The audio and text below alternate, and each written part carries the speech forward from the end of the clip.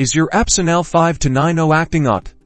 Don't worry, in this video, we will show you how to easily open the different access points of your Epson L5290 EcoTank printer so you can clear paper jams, refill ink, and keep your printer running smoothly. First, let's access the flatbed scanner. Locate the edge of the scanner unit on top of the printer. Gently lift the scanner unit upwards. It will hinge open, revealing the scanner glass. This is where you place documents for scanning or copying. When you are done, gently lower the scanner unit until it clicks back into place. Be sure not to slam it closed. Next, let's learn how to open the ink tank unit to refill the ink reservoirs. Look for the ink tank cover on the right side of the printer. Gently pull the cover outwards. It will swing open, exposing the ink tanks. Here, you can refill each tank with the correct color ink. When levels are low, be careful not to spill any ink. Once you have refilled the ink, gently close the ink tank cover until it clicks shut. Finally, let's tackle paper jams. Check the paper output tray first. If the paper is jammed here, gently pull it straight out. If the paper is not in the output tray,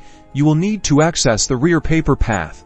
Locate the rear access panel on the back of the printer. Gently open this panel. Carefully remove any jammed paper, pulling gently in the direction of the paper path. Make sure no small pieces of paper remain inside. Close the rear access panel securely. And that's it.